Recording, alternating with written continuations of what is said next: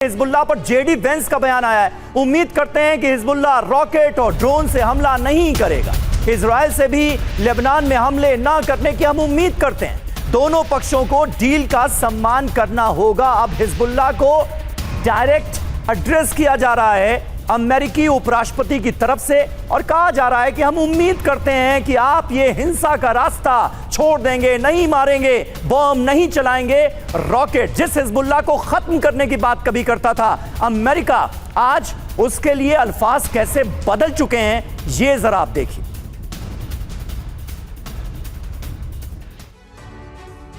तो भले ही JD Vance को उम्मीद है कि हिजबुल्लाह और इजराइल एक दूसरे पर हमले नहीं करेंगे, लेकिन स्थिति तो बिल्कुल उलट है।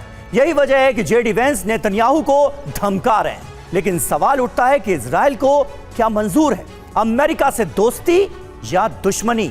नेतन्याहू अगर डील के साथ हैं तो अमेरिका इजराइल रिश्ते सामान्य बने रहेंगे। यह बहुत करारा मैसेज अमेरिका की तरफ से इजराइल को मिल चुका है। इजराइल को अमेरिका की मदद मिलती रहेगी अगर डील का साथ दिया तो। ईरान के साथ अमेरिका की डील जारी रहेगी। परमाणु कार्यक्रम पर 60 दिनों में बात बढ़ेगी।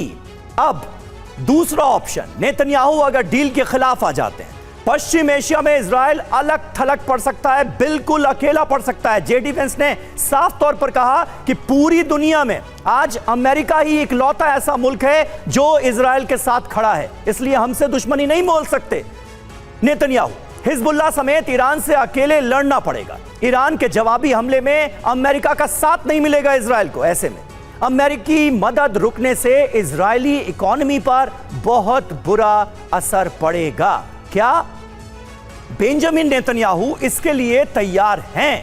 क्या अमेरिका से अलग हटकर अमेरिका के रुख को ना मानते हुए इजराइल का अपना कोई वजूद है क्या? संजय सोए साहब, बड़ा सवाल यहां पर यह खड़ा होता है। डोनाल्ड ट्रंप ने 2 दिन पहले यह क्लियरली कहा था कि अमेरिका के बिना इजराइल का तो कोई अस्तित्व ही नहीं। बिल्कुल समीर, बहुत अहम सवाल है।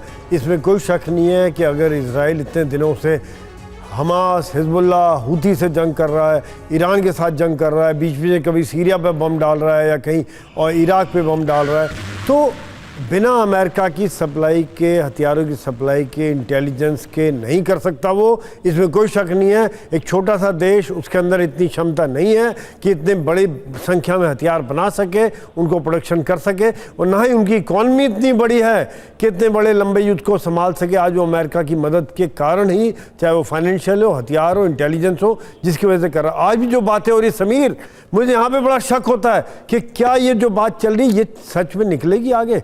क्या अमेरिका इजराइल को छोड़ देगा? क्या वहाँ की ज्यूज लॉबी ऐसा होने देंगी? क्या नेतन्याहू के समर्थक ऐसा होने देंगे? क्योंकि ये एक बहुत बड़ा सवाल है कि अमेरिका के लिए इजराइल मध्य पूर्व में एक तरह से एक एंकर का काम करता है कि ये है मेरा, जिसके द्वारा वो पूरे मध्य पूर्व को कंट्रोल कर रहे हैं। आज देखिए, सिवाय ईरान के बाकी सब मध्य पूर्व के देश अमेरिका के साथ खड़े हुए हैं। अमेरिका की बेसिस 19 से ज़्यादा बेसिस बनी हुई हैं। दूसरी बात यह कि क्या पॉलिटिकल एजेंडा भी है यहाँ पर। वहाँ पर जब भी आज नेतन्याहू के अगेंस्ट केसेस चल रहे हैं, वो चाहते हैं युद्ध लंबे चलते रहें। जिस दिन युद्ध बंद हुआ उस दिन कहा यह जा रहा है कि वो जेल में बैठे होंगे, और ये भी एक कारण है। उधर से अमेरिकन का जो ईरान के खिलाफ युद्ध है, वहाँ पर भी ये कहा जा रहा है कि क्या ये ट्रंप ने अपने आप को बचाने के लिए ईरान के ऊपर हमला किया। तो पता चल रहा है कि ये अपने पॉलिटिकल एम्बिशंस के लिए हो सकता है दूसरे को वैसे पीटने में लगे हुए हैं, और जिसकी वजह से दुनिया परेशान हो रही है। कई थ्योरी निकल के आ रही है समीर, लेकिन मैं ये मानता हूँ लंबे समय में अमेरिका इजराइल को नहीं छोड़ेगा। ये मेरा पर्सनल व्यू है, क्योंकि जो उनकी लॉबी है वो बहुत स्ट्रांग है। बिल्कुल सर, और इसका तो जीवंत उदाहरण यूक्रेन है। यूक्रेन को न जाने ट्रंप ने क्या क्या और कितना कुछ कहा, लेकिन आज भी हम जानते हैं कि पीछे से यूक्रेन को इतनी मदद मिलती है कि आज मॉस्को में उसने तबाही मचाई है। ये बड़ा संकेत है। क्या क्या ज़ेलेंस्की को ट्रंप ने नहीं कहा और यूक्रेन को क्या क्या नहीं कहा गया, और ये कहा गया कि 1 हफ्ते में युद्ध खत्म हो जाएगा अगर अमेरिका पीछे हटता है। तो आज तक ऐसा कुछ भी हुआ नहीं।